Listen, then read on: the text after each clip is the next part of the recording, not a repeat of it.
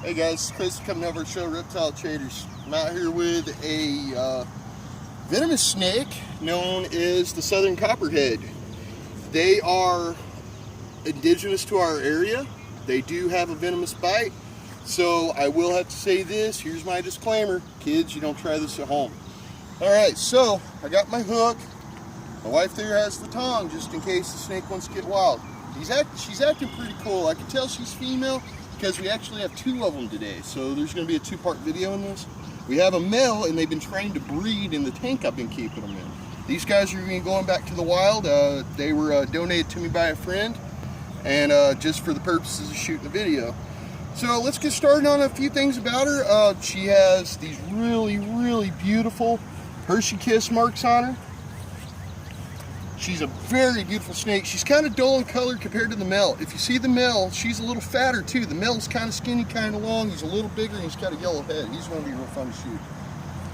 So this girl right here, man, she's been really cool. I've been taking some pictures with her. She hadn't actually even thrown a bite yet. I mean, she's been incredibly cool. She's trying to camouflage up right now.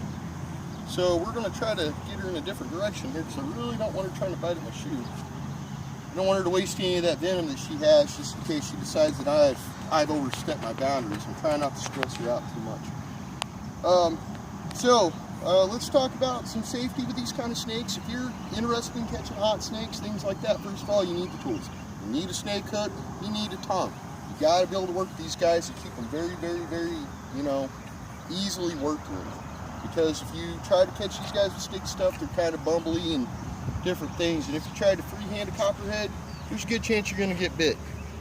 So the one thing I can say about her, she's gorgeous. I love them. These are actually my favorite snakes that are native to here. I've been wanting to shoot a video with a copperhead for a long time, so actually I get my wish twice today, so it's always going to be fun. So I like to just build and move her around. The hook just moves her where I want her to go, where she can't run, where she ain't getting in anyone's way. And these are ones you've built. Yeah, these are the hooks I build, hook 'em up snake hooks. These are mine. These are the ones that I build. They're great for this kind of work.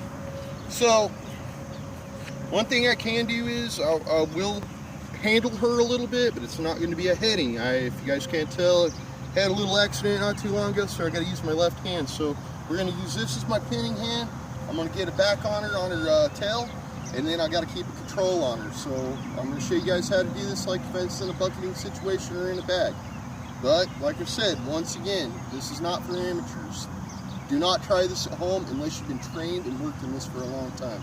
And if you're incredibly comfortable like I am. Alright, so first of all, we'll come in on the head pin. She can't get loose. I got her up like that. And then I've got control.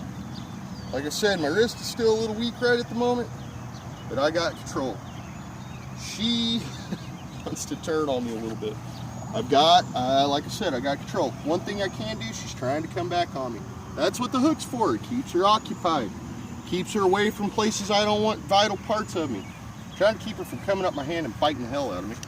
So, yeah, she knows, she's getting a little smart to my games here a little bit. She's like, I'm going to bite you. That's all there is to this. I want to bite you.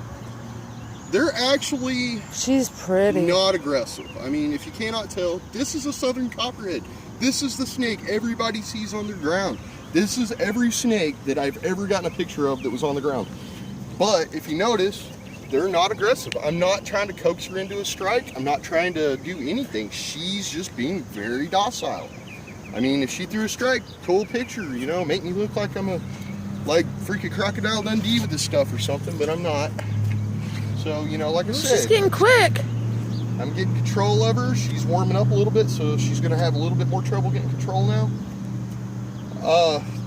These guys are nominate species of the group. You have 5 subspecies of copperhead. This is the nominate species, the nominate subspecies. That means that basically this is the head matriarch of the group. Your subspecies include the broadband copperhead, the Osage copperhead, the Trans-Pecos, northern and southern, and they're all recognized as subspecies. This one actually can be recognized as both the northern and the southern, but it's supposedly this is only a southern or the eastern is what they like to call them, if I remember right online. Yeah, she's incredibly beautiful. I know it looks like I'm putting myself in a lot of harm's way. Like I said, I've done this for many years with copperheads. I've worked them. The only venomous snake I've ever been bit by was a copperhead, and it wasn't due to anything but me putting my hand in the wrong place at the wrong time. Well, for future reference, if anybody ever does, do you want to show them how to use the hook and how to grab the snake to put it in a bucket? Yeah, we could do that, but I'm actually not going to use the hook. I'm going to use the hook to put her in the bucket. I'm not going to use the tongue. I'm a hook guy. I'm not going to lie to you guys. I love my tongue. I love catching cottonmouths with my tongue. That's what it's really more for. My hook, though, these hooks right here, they're for everything. So this is what we're going to do. I'm going to go ahead and pull her up. Like I said, I'm going to do the same heading technique that I did earlier, if she'll allow it. When you get her head, let me show them. We don't want her to come back on me. She's in the bucket. Lid. And then get your lid. Secure it. Yep. And that's how you got it, guys. So this is Chris coming over Show Reptile Traders. We got another video coming up for you today with another copperhead, but it's a male, so it's going to be a little bit more fun. As a matter of fact, I've been hearing you guys to throw strikes a little bit, so I look forward to seeing you guys then. All right. Happy hunting. Happy hunting.